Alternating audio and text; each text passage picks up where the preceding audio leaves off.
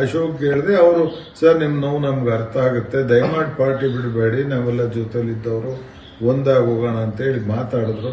ನಾನಿನ್ನ ಆ ಸ್ಟೇಜಿಗೆ ಬಂದಿಲ್ಲ ಅಶೋಕ್, ಯಾಕೆ ಈಗಲೇ ನೀವೆಲ್ಲ ಮುಂದುವರ್ಕೊಂಡು ಪ್ರಶ್ನೆಗಳನ್ನ ಕೇಳ್ತೀರಿ ಅಂತ ಹೇಳಿ ಕಳಿಸಿದ್ದೀನಿ. ಇವತ್ತು ನಾನು ಹೇಳ್ತಿದ್ದೀನಿ, ತುಮಕೂರು ಹೊರಗಡೆಯವ್ರು ಬರೋದು ಮನುಷ್ಯನಾಗಿ, ಈ ಲೋಕದ ಈ ಕ್ಷೇತ್ರದಲ್ಲಿ ಬೆಳೆದವನಾಗಿ, ಜಿಲ್ಲೆಯವನಾಗಿ ನನಗೆ ಸರ್ವತಾ ಇಷ್ಟ ಇಲ್ಲ.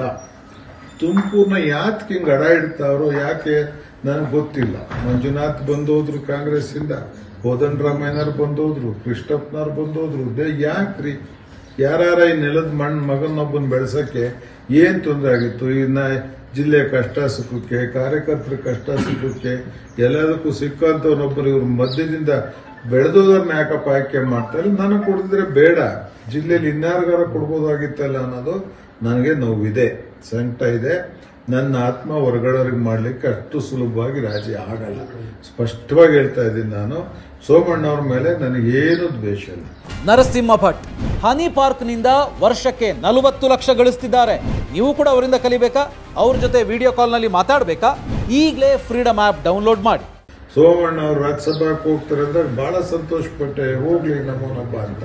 ಬಟ್ ಅವ್ರು ಯಾಕೆ ಎಲ್ಲಾರ ಮೇಲೂ ಬಂದಿಂಗೆ ಚಾಮರಾಜನಗರ, ತುಮಕೂರು, ಅರಸೀಕೆರೆ ಬಂದ್ ಅವ್ರ ಸೀಟ್ ಕೇಳೋದು? ಎಲ್ಲೋ ಒಂದ್ ಕಡೆ ಸೋಮಣ್ಣ ಬತ್ತವ್ರೆ ಅಂದಾಗ ಜಾತಿ ಐತೆ ಅಂತ ಬ್ರ್ಯಾಂಡ್ ಆಗೋದು. ಬೇರೆಯವರೆಲ್ಲ ನಮ್ಮನ್ನು ವಿರೋಧ ಮಾಡೋ ಸ್ಟೇಜ್ ಯಾಕೆ ತರ್ತಾರೆ ಇವರು ಅಂತ ನಾನು ನಿಮ್ಗೆ ಹೇಳಿದ್ದೆ. ಬಹುಶಃ ಮುದ್ದನಮೇಗೌಡರು ಆತರ ಮಾಡ್ಬಿಟ್ರು, ಬಿಡಬಾರ್ದಾಗಿತ್ತು ಅಂತ.